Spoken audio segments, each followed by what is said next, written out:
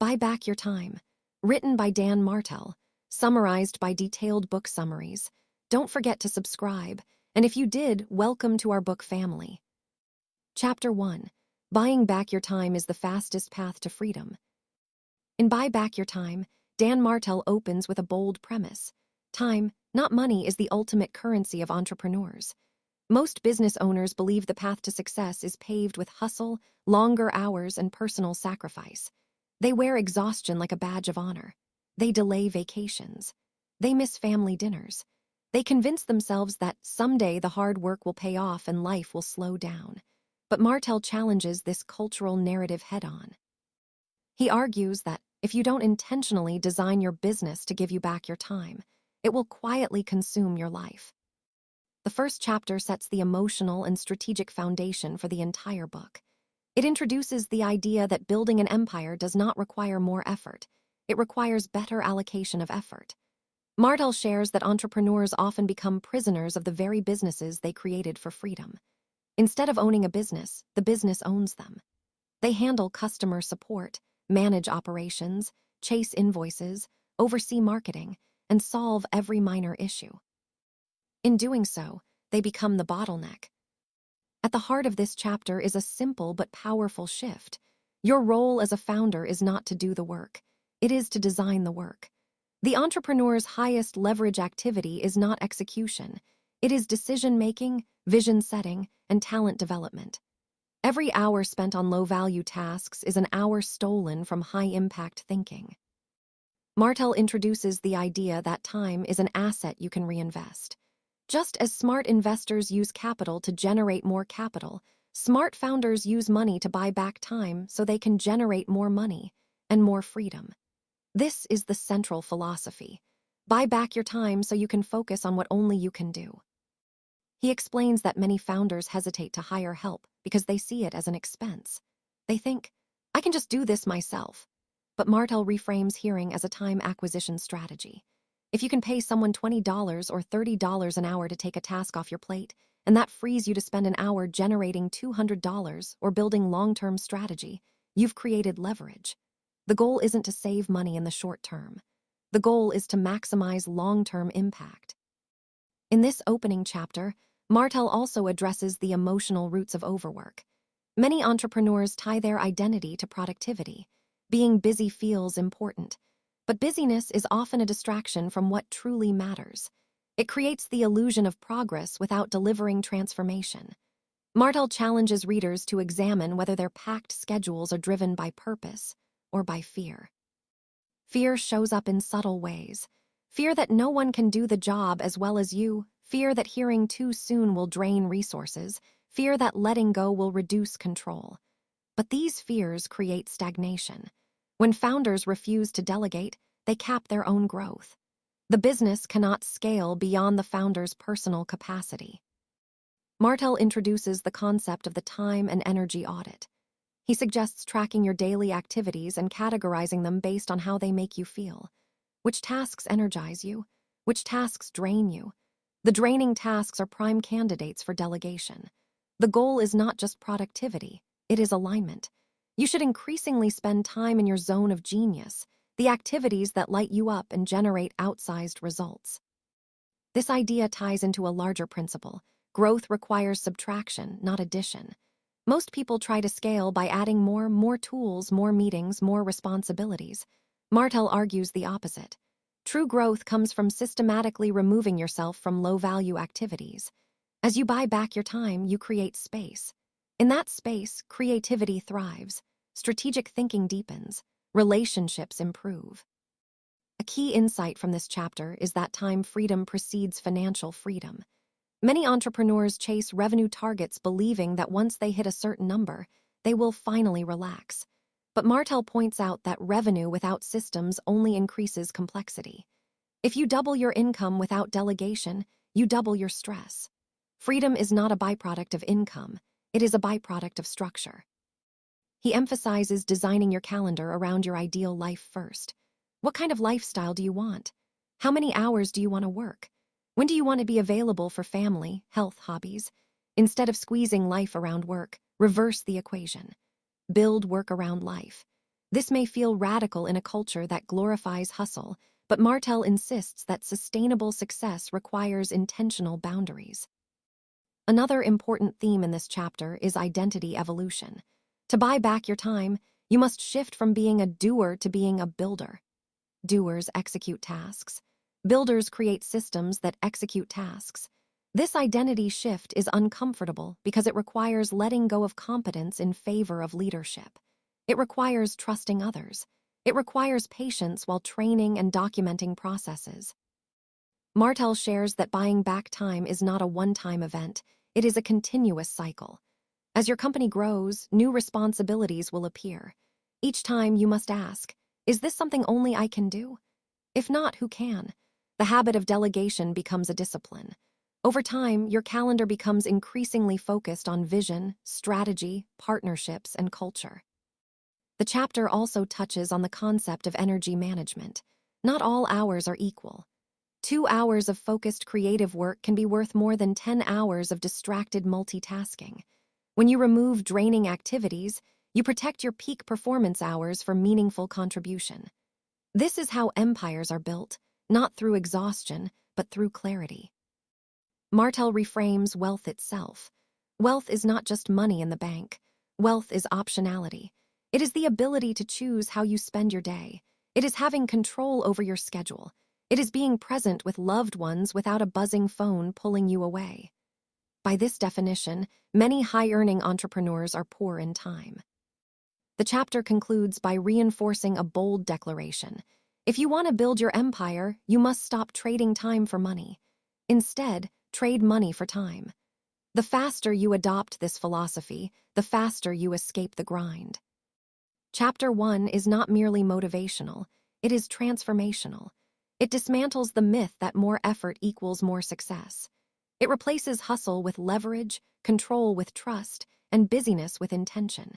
It invites entrepreneurs to see their business not as a job, but as a vehicle, a machine designed to generate value without consuming their life. By the end of the chapter, one thing becomes clear. Buying back your time is not selfish. It is strategic. When you reclaim your time, you reclaim your clarity. When you reclaim your clarity, you reclaim your power. And when you reclaim your power, you finally build a business that serves you, not the other way around. The journey to freedom does not begin with working harder. It begins with a single decision. My time is too valuable to waste. Chapter 2. The Buyback Principle, Turning Money into Freedom. In Chapter 2 of Buy Back Your Time, Dan Martell moves from philosophy to framework. If Chapter 1 was about awakening, realizing you are trapped by your own success, Chapter 2 is about execution. Here, Martell introduces what he calls the buyback principle, the operational system that allows entrepreneurs to systematically convert revenue into reclaimed time. At its core, the buyback principle is simple but counterintuitive. Instead of spending money on lifestyle upgrades, spend money first on time upgrades.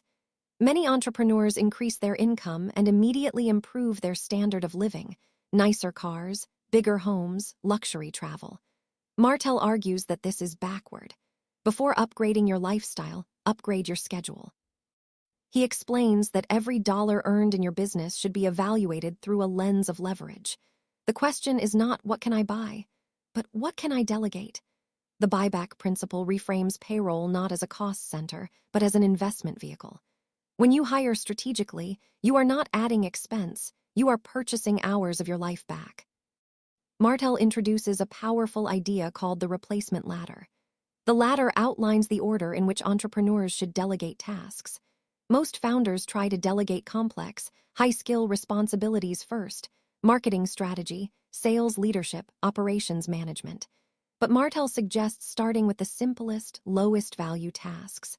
Why? Because momentum matters. The first rung of the ladder is personal life tasks. Things like cleaning, grocery shopping, laundry, booking travel, managing emails. These may seem minor, but collectively they drain hours every week. By hearing support in your personal life, such as a house cleaner or virtual assistant, you create immediate breathing room.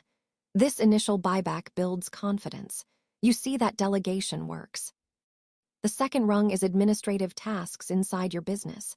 calendar management, customer support, data entry, invoicing. These activities often consume a surprising amount of time.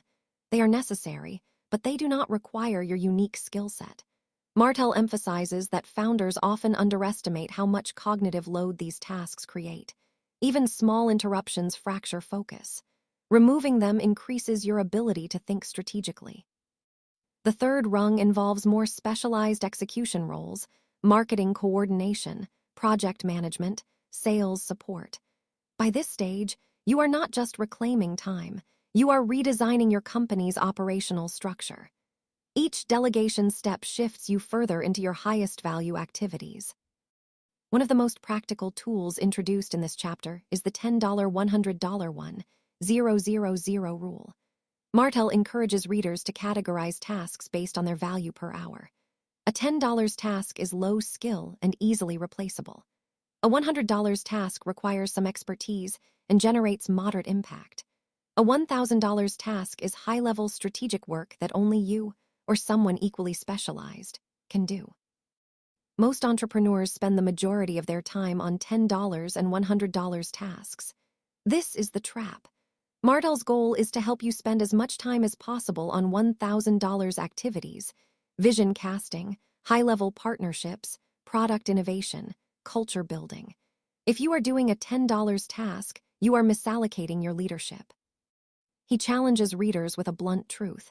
If you continue doing low-value tasks, it's not because you have to.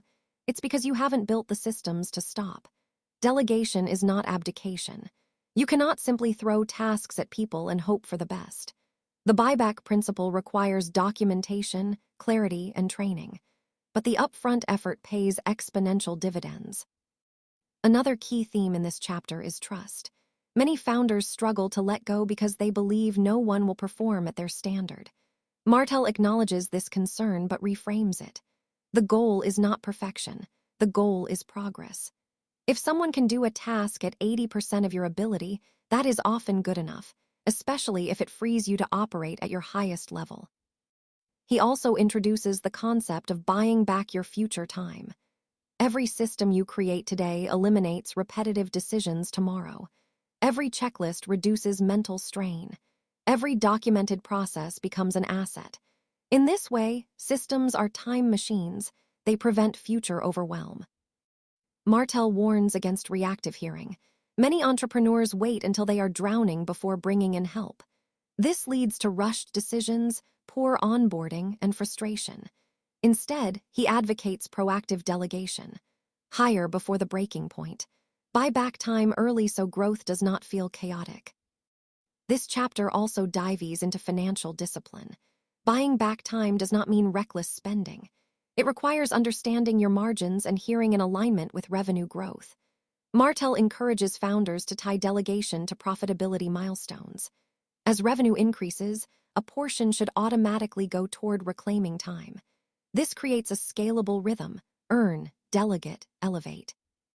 An important psychological shift happens in this chapter. You stop seeing yourself as the hero of every story. Instead, you become the architect of a team. Martell emphasizes that your empire will only grow to the level of your leadership capacity. Leadership capacity expands when you stop micromanaging and start empowering. He shares that buying back time is not about laziness or escape. It is about impact.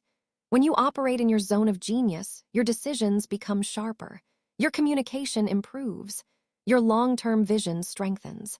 This elevated contribution creates more revenue, which allows you to buy back even more time. The cycle compounds. There is also a lifestyle element woven throughout this chapter. Martell paints a picture of what becomes possible when you consistently apply the buyback principle. Mornings without rushing, afternoons reserved for creative thinking, evenings fully present with family. The point is not to stop working, it is to work on purpose. One subtle but powerful lesson in this chapter is patience. Delegation is not an overnight transformation. There will be miscommunications. There will be mistakes. There will be moments when it feels easier to just do it yourself. But Martell insists that if you revert to old habits, you sabotage your long-term freedom. Short-term frustration is the price of long-term scalability. He also highlights the importance of clear expectations. Delegation fails when instructions are vague. The more precise you are about outcomes, timelines, and standards, the more successful your buyback efforts become. Leadership is communication.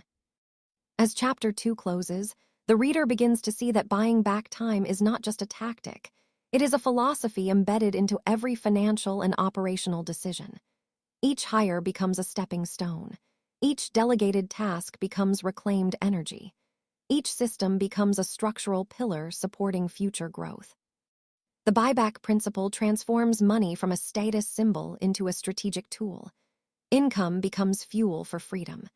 Profit becomes leverage for leadership. And slowly, almost imperceptibly, the founder shifts from being an overwhelmed operator to empowered visionary. By the end of this chapter, one truth stands firm. If you do not intentionally invest in buying back your time, your business will expand to fill every available hour. But if you consistently apply the replacement ladder and the $10, $100, 1,000 rule, you begin to design a company that grows without consuming you. Time is no longer slipping through your fingers. It is being reclaimed, one decision at a time. Chapter 3: Designing Your Freedom Machine: Systems, People, and Sustainable Scale. In Chapter 3 of Buy Back Your Time, Dan Martell deepens the conversation from delegation into infrastructure. If Chapter 1 awakened you to the importance of time freedom, and Chapter 2 gave you the buyback principle, Chapter 3 shows you how to turn your business into what Martell calls a freedom machine, a company that runs efficiently without your constant involvement. The key shift in this chapter is from task delegation to system creation. Delegation alone is not enough. If you simply hand off responsibilities without building repeatable processes, you create confusion. You might buy back time temporarily, but you will eventually get pulled back in to fix mistakes, clarify instructions, and resolve inefficiencies. True freedom requires structure. Martell emphasizes that systems are not corporate bureaucracy, they are clarity. A system is simply a documented way of doing something so that results are predictable. When results are predictable, stress decreases. When stress decreases, leadership capacity expands. He introduces the idea that every recurring task in your company should eventually live outside your brain.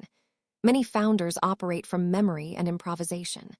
They know how to close a sale, onboard a client, or launch a marketing campaign, but the knowledge is trapped in their head.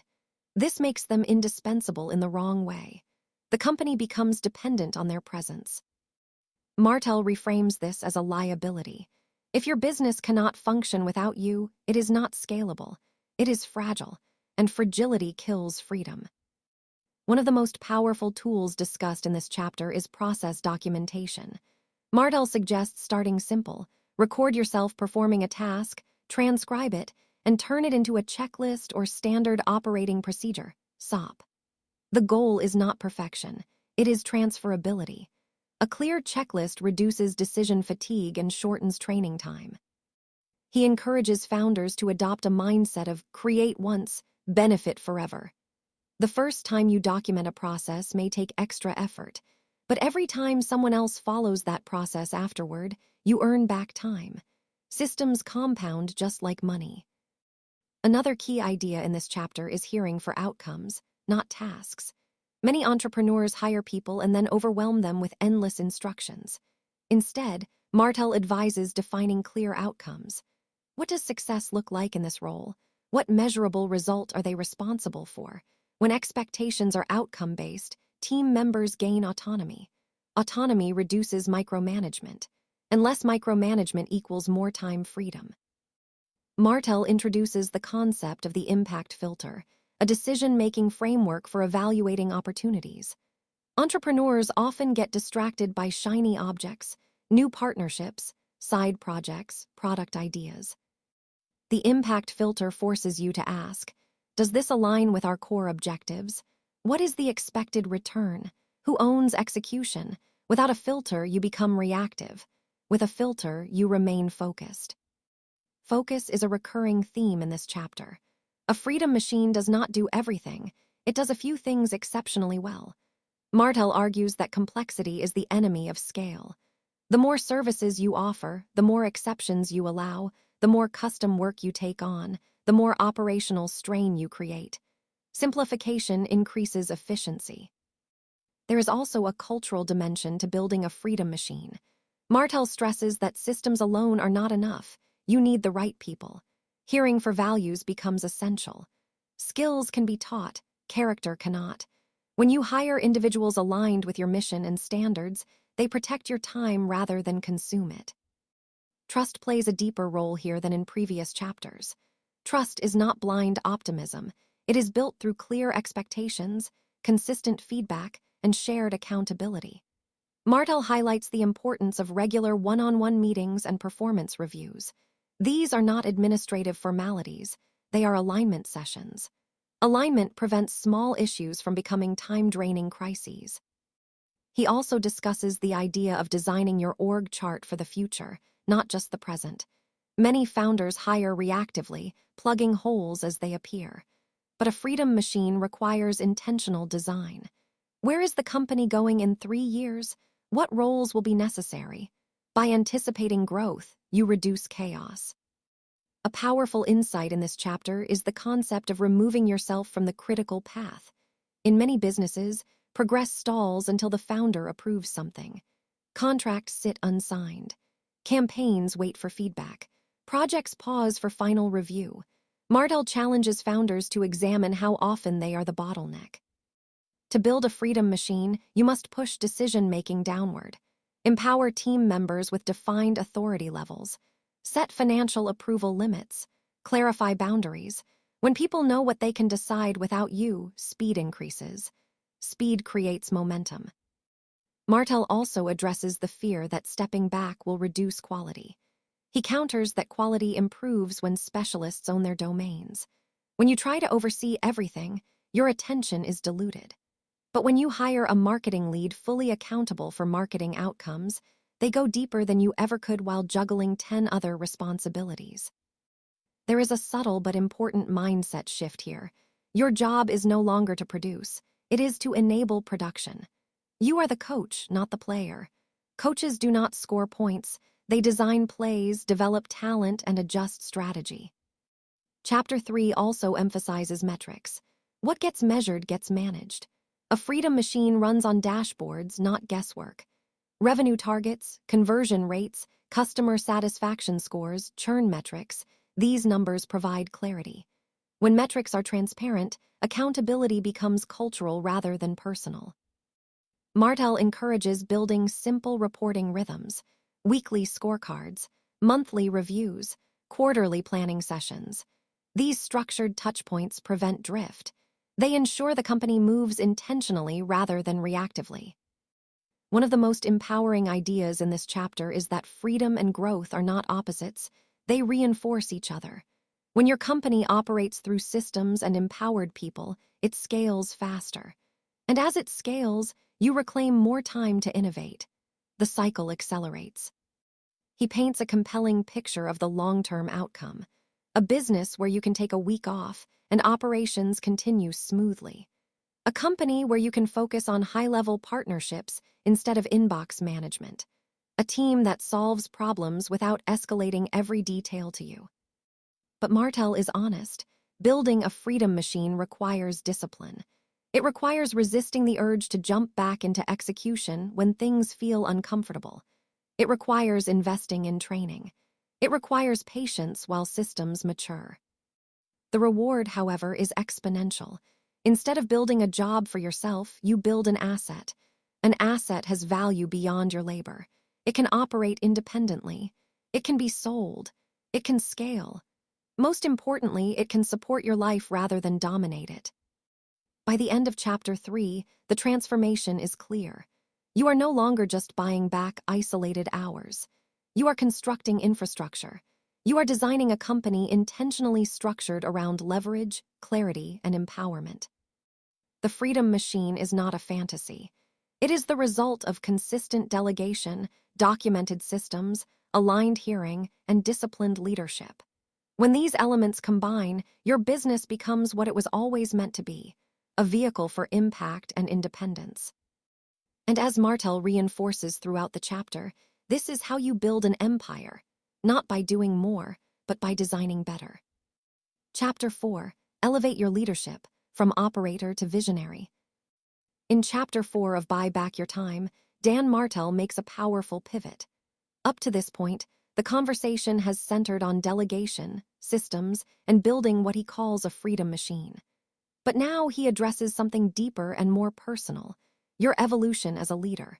Because buying back your time is not just an operational strategy, it's an identity transformation. You cannot build an empire with the mindset that built your startup. Martell argues that many entrepreneurs stall not because they lack talent, but because they cling to the identity of operator. Operators solve problems. They execute tasks. They step in when things break. That identity serves you in the early days of a business. In the beginning, scrappiness is survival.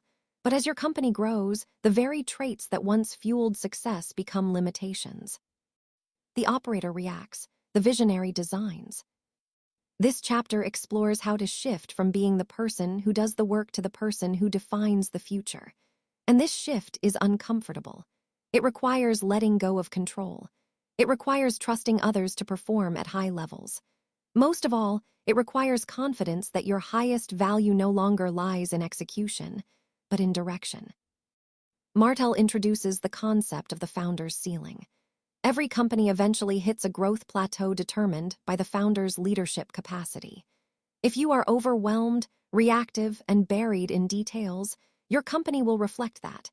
If you are strategic, clear, and focused on long-term value, your company expands accordingly. Your business mirrors your leadership maturity. One of the key themes in this chapter is decision velocity.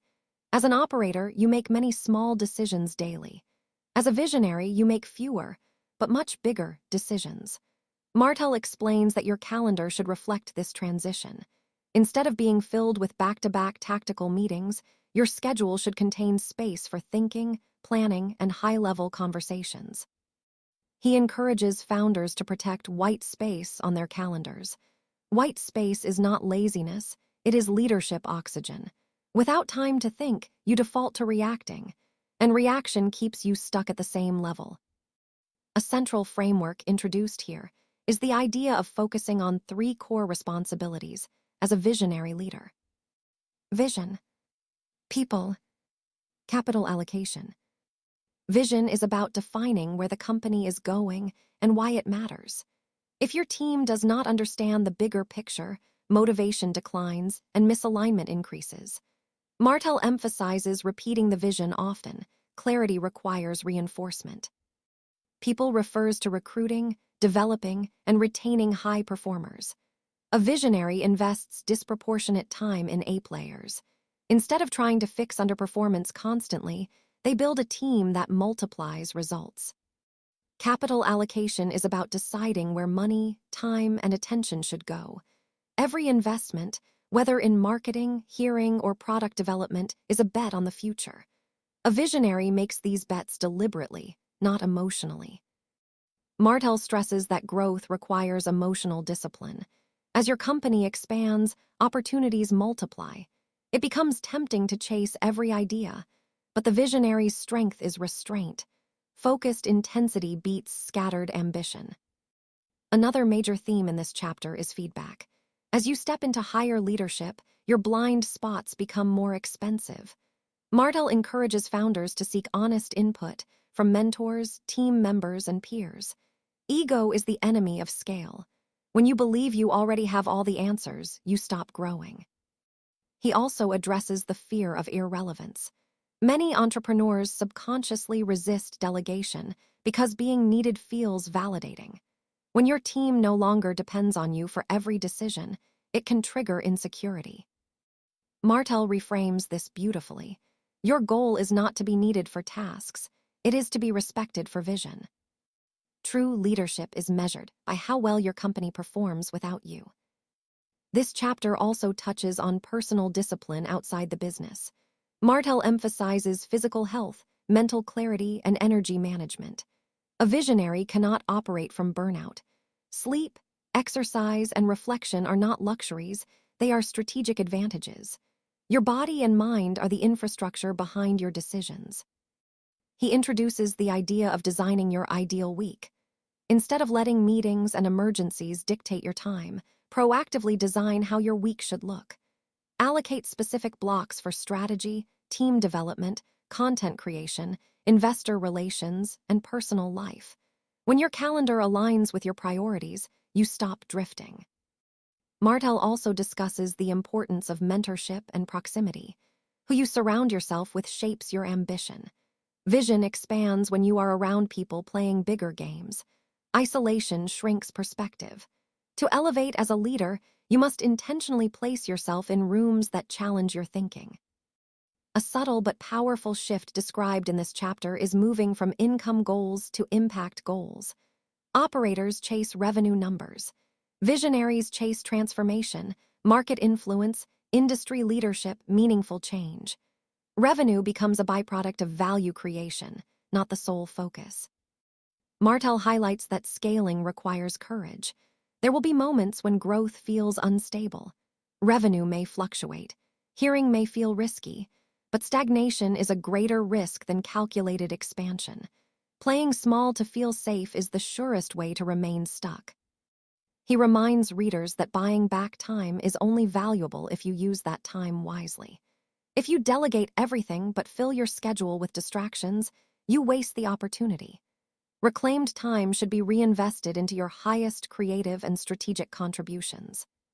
Chapter 4 also emphasizes communication. As visionary, your words carry weight. How you describe challenges shapes team morale. How you frame setbacks influences culture. Clarity builds confidence. Ambiguity breeds anxiety. Martell encourages founders to over-communicate priorities. When your team knows the top 3 objectives for the quarter, execution sharpens. When priorities shift without explanation, trust erodes. Leadership is alignment at scale. By the end of this chapter, a profound realization emerges. Buying back your time is not about working less. It is about working at the right level.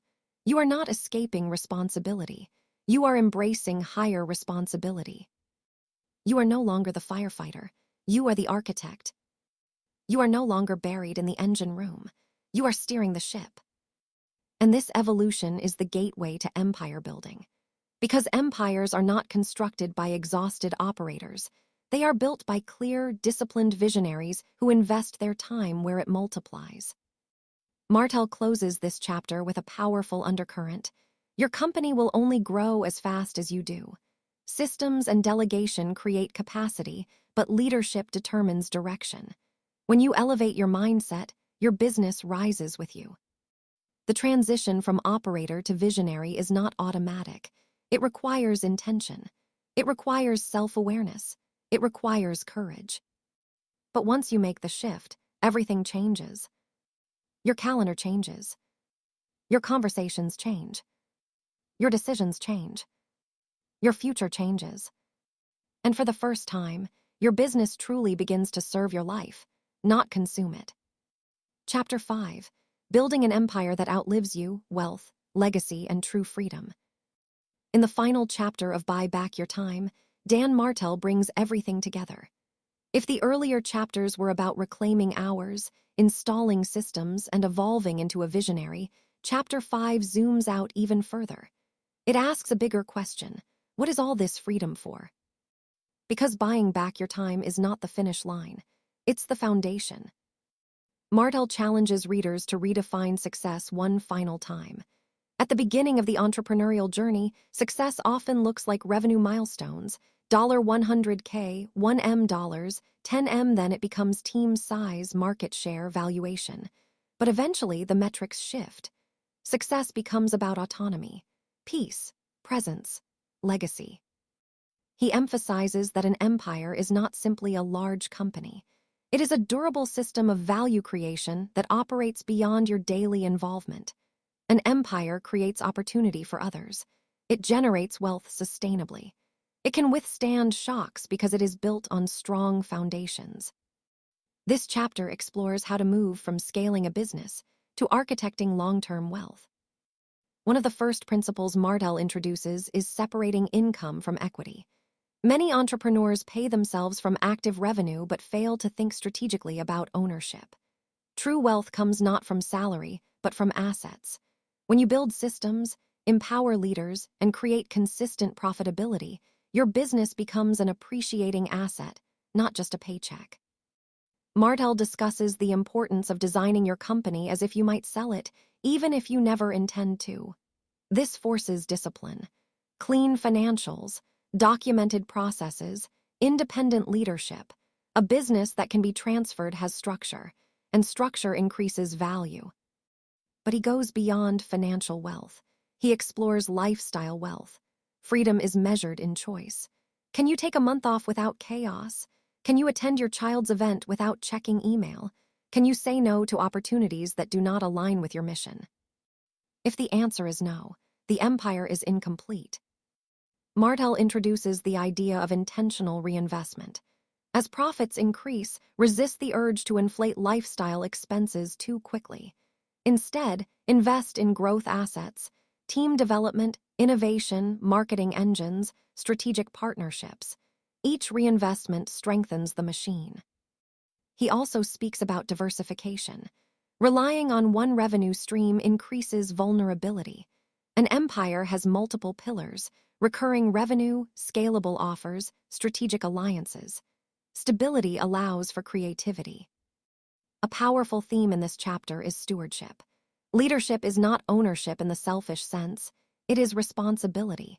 You are stewarding opportunities for employees, customers, partners, and community.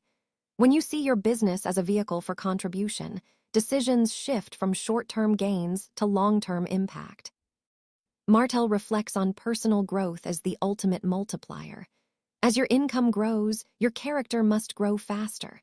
Money amplifies who you already are. Time freedom exposes your priorities. Without internal clarity, external success feels hollow. He emphasizes designing a life vision alongside your business vision. Where do you want to live? How do you want to feel daily? What relationships matter most? When you define these clearly, your empire supports your life instead of competing with it.